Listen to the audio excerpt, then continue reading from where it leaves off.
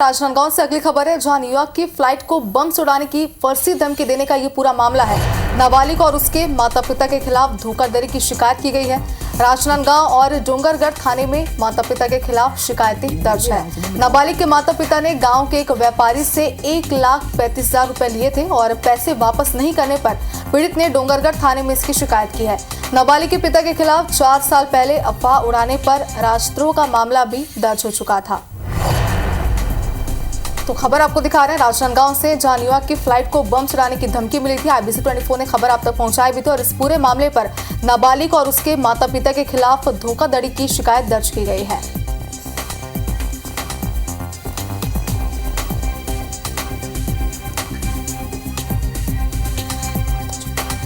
तो देखिए, कल ये सनसनीखेज खबर सामने आई थी। मुंबई से न्यूयॉर्क जो फ्लाइट जा रही थी उसे बम से उड़ाने की धमकी दी गई थी और बाद में खुलासा हुआ कि जो धमकी दी गई थी वो छत्तीसगढ़ के राजनांदगांव से ही दी गई थी। यहाँ के युवक को गिरफ्तार किया गया है, मुंबई पुलिस इसे लेकर के गई है। और देखिए, बड़ी बात यह है कि ना सिर्फ बेटा बल्कि इसका जो पिता है वो भी इसी तरह की पहले अफवाह उड़ा चुका है, धमकी दे चुका है और देशद्रोह का मामला उसके ऊपर भी दर्ज है। और ये भी जानकारी सामने आई है कि अलग अलग थानों में ना सिर्फ नाबालिग बल्कि उनके माता पिता के खिलाफ भी कई मामले दर्ज हैं। ऐसे में आप अंदाजा लगा सकते हैं कि अब नाबालिग के ऊपर भी राजद्रोह का केस दर्ज हुआ है, नाबालिग के पिता पर भी राजद्रोह का केस दर्ज हुआ था।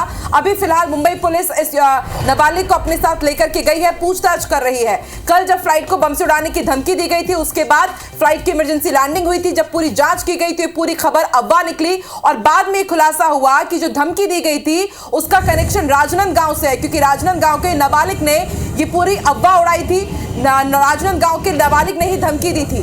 अपने साथ मुंबई पुलिस से लेकर रवाना हो चुकी है, पूछताछ की जाएगी अब इससे। और राजनांदगांव की कारोबारी का ये नाबालिग बेटा है। मुंबई पुलिस की 5 सदस्यीय स्पेशल टीम राजनांदगांव पहुंची और नाबालिग को लेकर अपने साथ मुंबई रवाना हुई है। और बड़ी बात यह है कि इसके पिता के ऊपर भी देशद्रोह का मामला दर्ज है, यानी कि पहले पिता के ऊपर देशद्रोह का मामला दर्ज हुआ क्योंकि उसने भी कुछ इसी तरह की वारदात को अंजाम दिया था और अब नाबालिग के ऊपर भी।